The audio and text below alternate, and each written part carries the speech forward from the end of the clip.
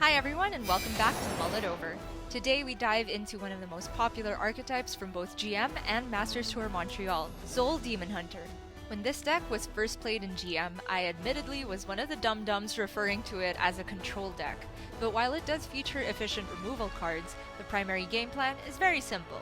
Buff your hero's attack and hit him in the head. While historically in Hearthstone you would use weapon swings to protect your minions, things work differently for Soul DH.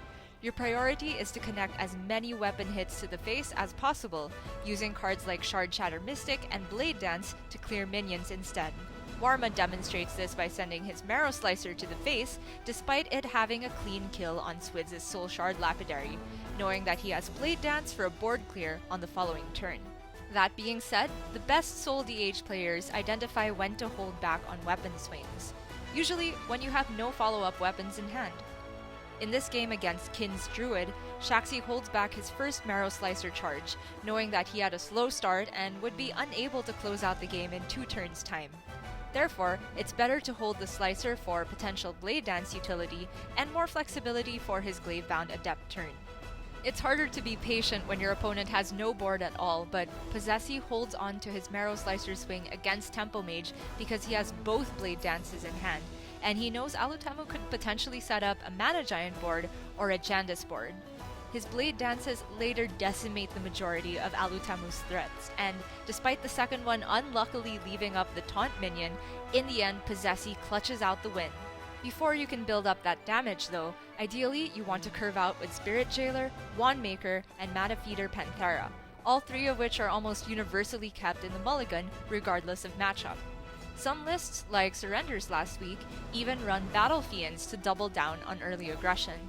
An example of an ideal opener is Alutamu's 4 Keep versus Alan's Priest.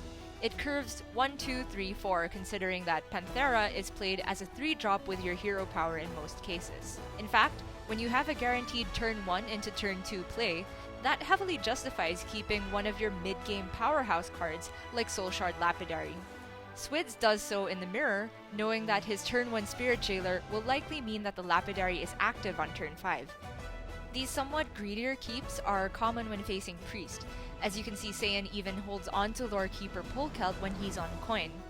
And while Polkelt is not seen in every Soul DH list, if played at the right time, it can guarantee a Skull of Gul'dan drawn in the outcast position. Because priests tend to easily answer the first few waves of threats that Demon Hunter puts on board, and can consistently heal back up, additional card draw is important to keep the damage coming. So it's no surprise that Language Hacker keeps Spectral Sight, especially in outcast position. Against Warma's anti-aggro tech list, Swids even keeps Skull off coin in a non-outcast position. He also keeps Marrow Slicer, knowing Warma doesn't run weapon removal. And while Swids knows that he's unlikely to hit an early curve, this mulligan helps him play the long game. In the end, Swids gets to the very last card in his deck to close out the game. On the flip side, there are matchups where Soul DH does have to be a bit more defensive, at least in the early game, leading to keeps on cards like Shard Shatter Mystic and Blade Dance. For example, ETC keeps Shard Shatter against Weapon Rogue, as it can bypass Stealth to deal with almost any early board. Language Hacker keeps it versus Face Hunter, while also tossing away Mana Feeder Panthera, which is usually a keep.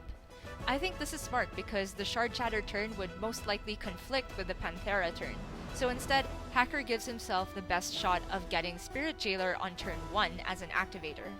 He's heavily rewarded with a turn 2 Shard Shatter activation against Eddie's wide board. Against Druid, which is one of Soul DH's poorest matchups, Just Saiyan makes a very cool but not obvious full keep. The Wand Maker as an early play unlocks his Spectral Sight in outcast position, ensuring that he has things to do in the early game. But he also holds on to Marrow Slicer and Blade Dance, already setting up an answer for a Guardian Animals board. Although it played out in a different way with the cards he later drew, he does get the clean Blade Dance on Killin' All Day's double Twilight Runners in the mid-game, which buys Saiyan enough time to put together his own lethal. Finally, let's discuss one of the trickiest cards to maneuver in the deck, Magtheridon.